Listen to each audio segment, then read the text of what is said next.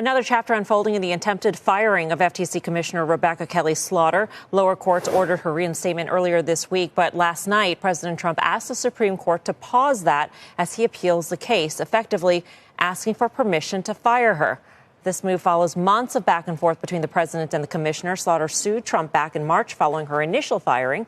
A D.C. federal judge then ruled it illegal in July. Back with us once again. All right, so what I am about to tell you could fundamentally change how the United States government works for the rest of our lifetimes. And I am not being dramatic here. I am being completely serious. Next week, the Supreme Court is going to hear arguments in a case that most Americans have never even heard of, but it might be the most important case this court decides in decades. We are talking about a direct challenge to how our government has operated since 1935. We are talking about the potential destruction of independent federal agencies as we know them. We are talking about a power grab that would make every president before Trump look like they were playing with kid gloves.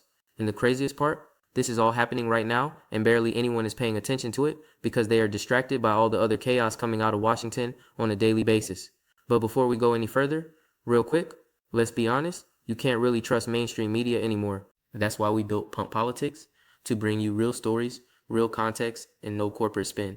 If you want to stay ahead of the headlines, join our free newsletter. We'll send the news straight to your inbox every day. Just click the link in the description to join. And if you just want to support what we're doing, join us. Be part of the community that actually cares about the truth. All right, let's get back to the video. Here is what is going down. President Trump fired a Democratic FTC commissioner named Rebecca Slaughter earlier this year. Now, normally that would not be huge news because presidents fire people all the time in their administrations. But here's the thing. The FTC is what is called an independent agency. That means under current law, the president cannot just fire commissioners whenever he feels like it. He needs to show cause. He needs to prove they did something wrong, like inefficiency or neglect of duty or malfeasance in office. He cannot just wake up one morning and decide he does not like someone and show them the door. That protection has been in place since 1935, when the Supreme Court ruled in a case called Humphrey's Executor that independent agency heads are shielded from at-will removal by the president. That ruling has been the foundation of how our regulatory agencies work for 90 years now. 90 years of precedent, and Trump wants to tear the whole thing down. A federal judge blocked Trump's firing of Slaughter back in July 2025, ruling that it violated the statutory protections that have been in place for decades. The D.C. Circuit Court of Appeals upheld that ruling in September with a 2-1 decision. So Trump lost twice in the lower courts, but here's where it gets really interesting and honestly kind of scary if you care about checks and balances in government. The Supreme Court stepped in and said, you know what? We are going to let Trump keep Slaughter fired while we take up this case and hear full arguments. The liberal justices dissented from that decision because they saw exactly what was happening. The conservative majority was signaling that they might be ready to blow up 90 years of precedent and hand the president enormous new powers over independent agencies that were specifically designed to be insulated from political pressure. Come on, can you believe this is happening right now? And this is not just about one FTC commissioner losing her job. This is about the entire structure of the federal government. If Trump wins this case, and there's a very real chance he will, given the makeup of this Supreme Court, it would mean the president could fire anyone heading any independent agency for any reason at any time. The Federal Reserve, the Securities and Exchange Commission, the Federal Communications Commission, the Consumer Financial Protection Bureau, all of these agencies that are supposed to operate independently of political interference would suddenly become direct extensions of whoever sits in the Oval Office. Every single commissioner and board member at every independent agency would serve entirely at the pleasure of the president. That is a massive expansion of executive power that the founders never intended and that Congress never authorized. And it is coming to a head next week when the Supreme Court hears oral arguments on Monday. Now, I know some of you might be thinking, so what? The president should be able to control the executive branch. He won the election. He should get to decide who works for him. And look, I understand that argument. There is a logic to it on the surface. But here's what you need to understand about why independent agencies exist in the first place and why this matters so much. These agencies were deliberately designed to be insulated from political pressure because they make decisions that should not be based on who is in the White House at any given moment. The Federal Reserve sets interest rates and monetary policy that affects the entire economy. You do not want those decisions being made based on what is politically convenient for the president heading into an election. The FTC protects consumers from predatory business practices. You do not want those enforcement decisions being driven by which companies donated to the president's campaign.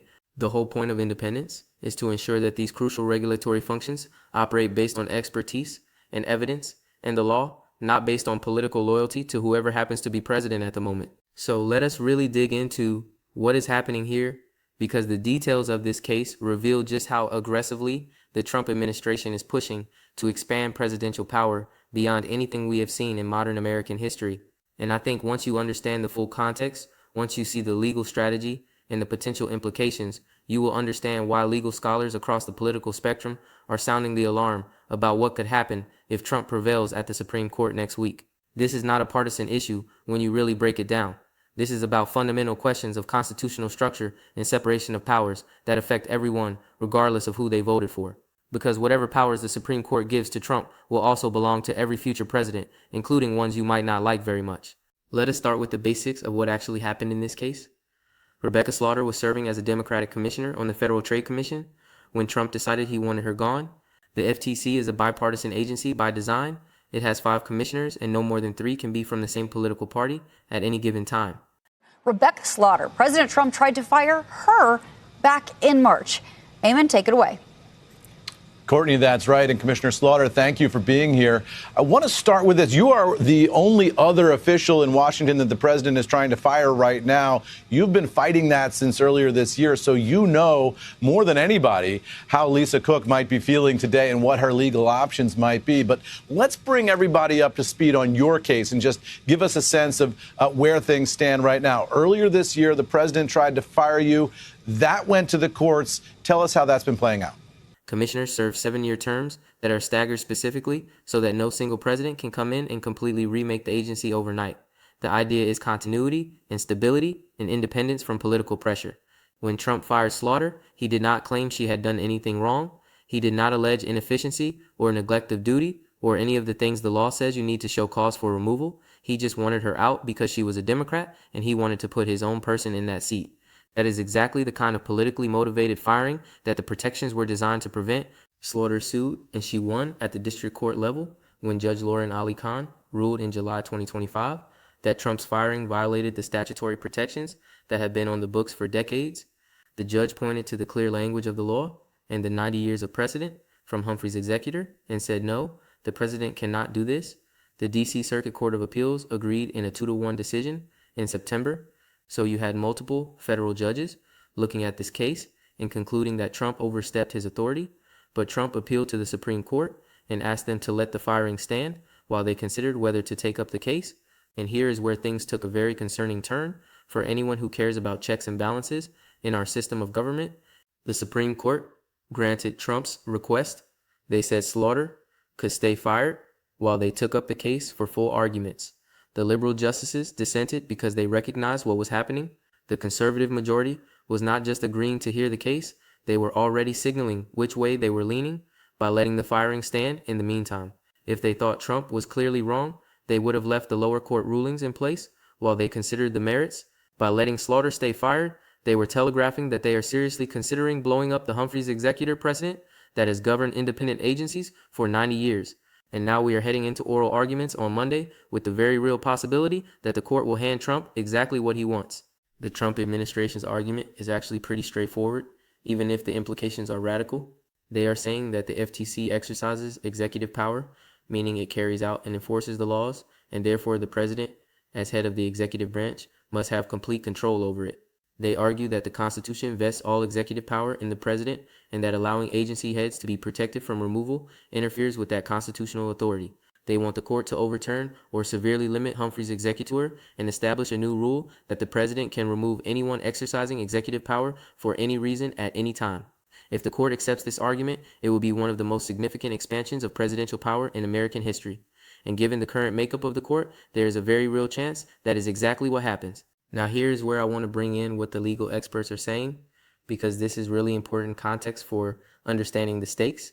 Erwin Chemerinsky is the dean of Berkeley Law School and one of the most respected constitutional scholars in the country. He has been ringing the alarm bells about what this case could mean. He warned that a broad ruling against the removal protections could let presidents dismiss all commissioners from all agencies, turning them into direct extensions of the president's agenda rather than independent bodies that operate based on expertise and law. Think about what that would mean in practice. Every time we get a new president, they could come in on day one and fire everyone at every independent agency and replace them with loyalists. The Federal Reserve chair could be fired for not keeping interest rates low enough heading into an election.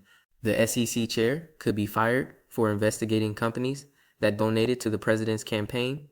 The FCC chair could be fired for not being friendly enough to media companies that give the president favorable coverage. And this is not just theoretical. We are already seeing Trump push the boundaries in other areas. There is another case heading to the Supreme Court in January 2026 involving Trump's dismissal of Federal Reserve Governor Lisa Cook. The Federal Reserve is supposed to be the most independent of all the independent agencies because monetary policy decisions have such enormous consequences for the entire economy. If the Supreme Court rules for Trump in the Slaughter case, it will almost certainly rule for him in the Cook case too. And then we will be living in a world where the president can hire and fire Federal Reserve governors at will based on whether they are doing what he wants politically. That would fundamentally undermine confidence in the independence of American monetary policy and could have serious consequences for financial markets and the broader economy. Here's what really gets me about this whole situation. The conservative legal movement has spent decades arguing for originalism, the idea that we should interpret the Constitution based on what it meant when it was written. But there is nothing in the original Constitution that says the president has to have complete control over every person exercising any executive function. The founders created a system of checks and balances precisely because they were worried about concentrated power.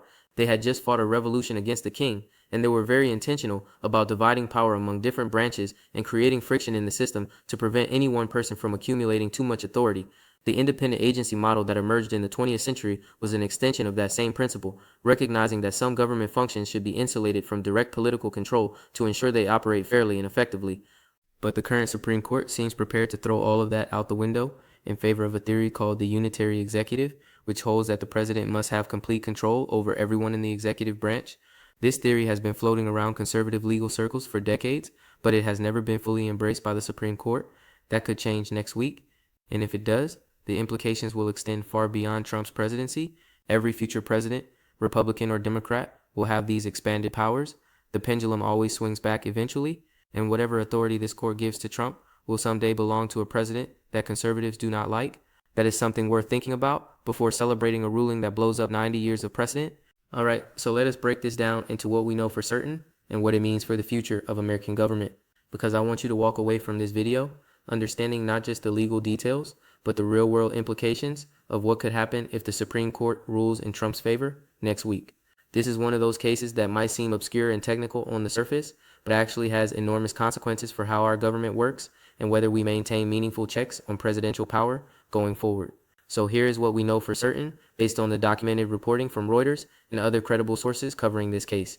Fact number 1, President Trump fired FTC Commissioner Rebecca Slaughter earlier this year without showing cause, as required by the statute governing the FTC. He did not allege she was inefficient or neglecting her duties or engaging in malfeasance. He simply wanted to replace her with someone more aligned with his agenda. That firing was blocked by a federal district judge in July 2025, who ruled it violated the statutory protections that have been in place for decades. The D.C. Circuit Court of Appeals upheld that ruling in September with a 2-1 decision, so Trump lost at both levels of the federal court system before appealing to the Supreme Court. Fact number 2, the Supreme Court agreed to hear the case and is scheduled to hear oral arguments on Monday. More significantly, the court allowed Trump's firing of Slaughter to remain in effect while they consider the case over the dissent of the liberal justices. This is a strong signal that the conservative majority is seriously considering ruling in Trump's favor and potentially overturning or limiting the Humphreys executor precedent from 1935. Fact number 3, the stakes of this case extend far beyond one FTC commissioner. If the court rules broadly in Trump's favor, it would establish that the president can remove heads of independent agencies at will without showing cause. This would affect dozens of agencies, including the Federal Reserve and the SEC and the FCC and the Consumer Financial Protection Bureau and many others. Every commissioner and board member at every independent agency would suddenly serve entirely at the pleasure of the president. Fact number 4, this case is connected to Trump's broader efforts to expand executive control over the federal government. There is already another case heading to the Supreme Court in January 2026 involving Trump's firing of Federal Reserve Governor Lisa Cook. A ruling for Trump in the Slaughter case would almost certainly lead to a similar ruling in the Cook case, effectively ending the independence of the Federal Reserve from presidential control. Now, let me explain why this matters so much for ordinary Americans who might not follow legal cases or care about administrative law. The independent agencies that could be affected by this ruling touch virtually every aspect of your daily life. The FTC protects you from scams and predatory business practices and false advertising. The SEC regulates the stock market where your retirement savings are invested. The FCC oversees the internet and television and phone service you use every day. The Consumer Financial Protection Bureau fights against abusive practices by banks and credit card companies and mortgage lenders. The Federal Reserve sets interest rates that determine how much you pay for your mortgage and car loan and credit card debt. All of these agencies were designed to operate independently, precisely because their decisions should be based on expertise and evidence in law, not on what is politically convenient for whoever happens to be president. If those agencies become direct extensions of presidential power, then every regulatory decision becomes a political decision. The president could pressure the Fed to keep interest rates artificially low before an election, even if that risks inflation. The president could pressure the SEC to go easy on companies that support him politically, while targeting companies that oppose him. The president could pressure the FCC to punish media outlets that give him negative coverage. These are not hypothetical concerns.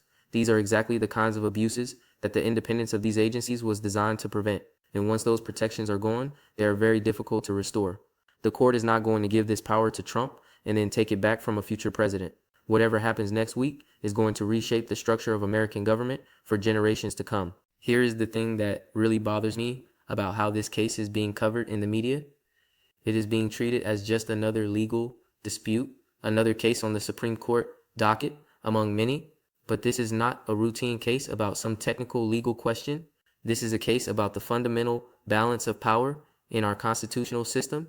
This is about whether we maintain meaningful checks on presidential authority or whether we move toward a model where the president has essentially unlimited control over the entire executive branch. That is a huge deal, regardless of your political affiliation, and it deserves a lot more attention than it is getting right now. I also want to point out something about the timing of all this. Trump is barely into his second term, and he is already pushing to expand presidential power in ways that would have been unthinkable just a few years ago. The cabinet chaos and the loyalty purges, and now this aggressive legal strategy to bring independent agencies under direct White House control, it all fits a pattern. This is an administration that views any constraint on presidential authority as an obstacle to be removed, rather than a feature of our constitutional design. And they have a Supreme Court that appears willing to go along with that vision. The conservative justices have been moving in this direction for years, chipping away at the administrative state and questioning the legitimacy of independent agencies. Now they have the case that could let them remake American government in a fundamental way. So what can we do about this? Honestly, not much in the short term. The Supreme Court is going to rule however it rules, and there is no appeal from that decision. Congress could theoretically pass new laws to protect agency independence, but that is not happening with the current Congress. The most important thing regular citizens can do is pay attention and understand what is at stake. When the ruling comes down, probably sometime in the spring of 2026, we need to understand what it means and hold our elected officials accountable for responding appropriately. This is democracy in action. Sometimes that means watching the courts make decisions we disagree with and then working through the political process to address those decisions over time. But here's what I want to leave you with. This case matters. It matters more than most of the daily drama coming out of Washington that dominates the headlines. The question of whether we maintain independent agencies or whether the president gets to control everything is going to shape American government for decades. And the answer is being decided right now in a case that most Americans have never heard of. So pay attention. Watch what happens on Monday when the court hears arguments, and understand that whatever the justices decide will affect you and your family and your community in ways that might not be obvious immediately, but will become very clear over time. This story is not over. I will be covering the oral arguments and the eventual ruling as this case moves forward. Make sure you subscribe so you do not miss those updates, because this is the kind of thing that flies under the radar until suddenly it is the new reality we are all living with. I will see you in the next one.